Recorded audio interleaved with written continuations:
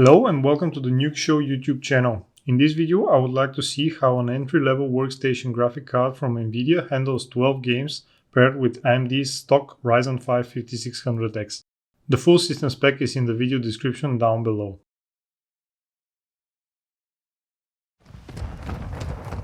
In the latest Battle Royale hit Call of Duty Warzone 2, the A2000 had no problem achieving 96 average frames per second at 1080p with all graphical settings set to max and DLSS turned off.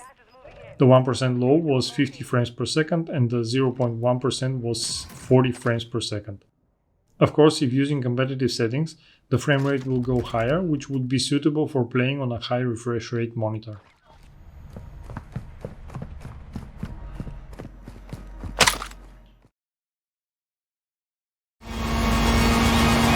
In Forza Horizon 5 from 2021 on Ultra Graphic preset, anti-aliasing set to TAA and 1080p resolution, the A2000 managed to get 66 frames per second average and 53 frames per second 1% low. The game felt very smooth, however I did get a warning message that the video memory was full. In order to get over a 60 FPS average threshold, I had to go with Ultra Graphic preset instead of Extreme, but it was more than enough for a satisfying gaming experience. Touchdown! Go Team Motorcycle!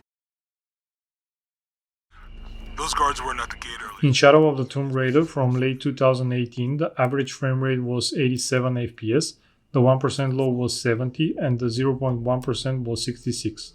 Graphical preset was set to highest on 1080p resolution and ray trace shadows and DLSS were turned off. You make contact with the High Consul. Doom Eternal from 2020 at 1080p and Ultra preset passed the 100 FPS barrier with 107 FPS on average. The tiny workstation GPU made slicing demons a very smooth experience.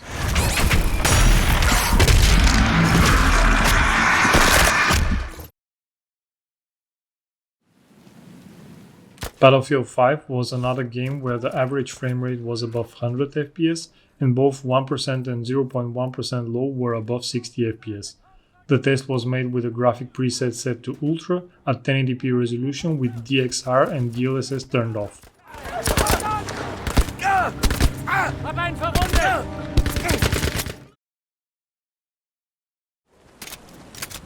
In Fortnite, the A2000 pushed the frame rate to 80 FPS average on Epic preset at 1080p resolution.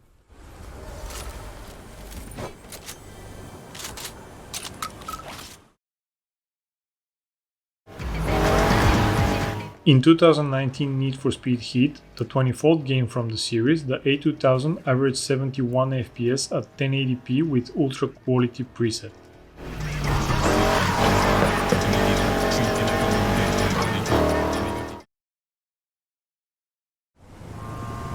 In GTA 5 from 2013 with very high graphic preset at 1080p, the average frame rate was 89 FPS, the 1% low was 58 and the 0.1% low was 49. Despite the fact that it is almost a 10-year-old game, it is still a very eye-pleasing title, and having average FPS well above 60 at highest graphics is a very respectful result.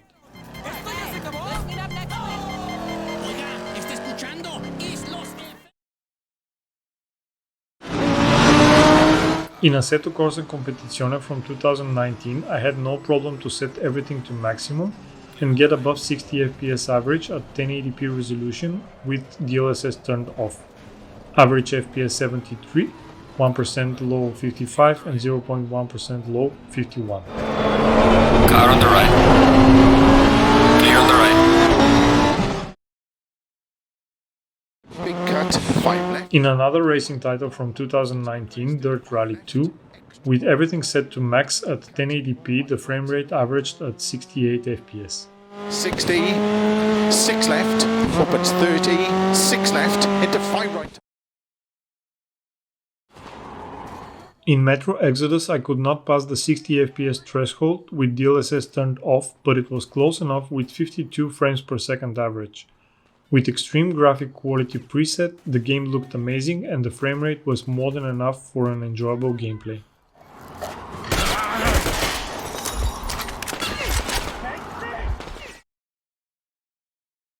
living as well? No. Really upsetting too. In the 2015's Witcher 3 Wild Hunt, with the recent next-gen update, the A2000 nailed their average frame rate to exactly 60 FPS with 1% and 0.1% low not so far behind. At 1080p Ultra settings, the game looked beautiful and felt very smooth.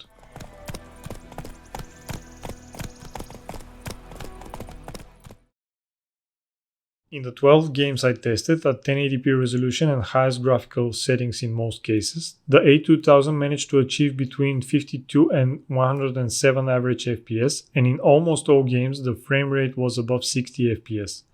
In all titles, graphical settings were set to maximum. Only in Forza Horizon 5 I chose Ultra instead of Extreme, and in my mind at 1080p it did not make any noticeable difference. On average, in those 12 titles on 1080p resolution with high to highest graphical settings, the tiny entry-level workstation card managed to do 79 average frames per second, 58 frames for 1% low, and 49 frames for 0.1% low. Definitely handling 1080p at 60 FPS on max settings. The A2000 paired with a stock Ryzen 5 5600X had a total system power draw from the wall on average for the 12 titles 172 watts. The power consumption was between 150 and 190 watts in the different games, and the idle power consumption of the system was 52 watts. Let's see some ray tracing and DLSS results in a few of the titles. In Metro Exodus, turning the ray tracing to Ultra and reflections to ray traced without DLSS resulted in 37 frames per second on average, or 29% less FPS. With DLSS on, the frame rate was 2 FPS more, or practically the same as if the ray tracing was off. Just turning on the DLSS with normal ray tracing and hybrid reflections gave a 21% increase on average frame rate and pushed the result over the 60 FPS threshold. The difference between DLSS on and off with ray tracing set to Ultra was 46%. In Shadow of the Tomb Raider, setting the ray tracing shadows to Ultra resulted in the 28% drop in the average frame rate, but still in the sweet zone above 60. With Ultra ray traced shadows and DLSS set to quality, the game had 83 frames per second average, or 5% less than RT off DLSS off test. If ray traced shadows were off and DLSS was set to quality, the average frame rate was 104 frames per second. 20% more than RT off DLSS off test, and 65% more than RT on test. The Witcher 3 Wild Hunt Next Gen update gave interesting results. Turning DLSS on with ultra quality preset did not affect the performance at all. Turning ray tracing on made quite a visual difference, but the A2000 was clearly not strong enough to handle it. 27 FPS for RT preset, and 24 FPS for RT Ultra preset. In Assetto Corsa Competizione, setting the DLSS to quality increased the average FPS to 104 frames per second, which is 42% increase in the frame rate. So, can you play games with the Nvidia RTX A2000? Yes, you can. In the titles I played and with the CPU I have, the GPU didn't have any problems to deliver 60 FPS or above on 1080p resolution with high graphical settings. The small form factor and the low power consumption are definitely a plus and can be very important for some specific builds or upgrade scenarios. One problem with this card in the current market is the price. It's becoming cheaper and more available in the recent months, but the retail price is still high for what you get in terms of gaming performance, and on the second-hand market it keeps a price level of a 3060, which is a better option for gaming. But in terms of performance, the card delivers a smooth and eye-pleasing gameplay experience at 1080p. Thanks for watching and see you in the next video.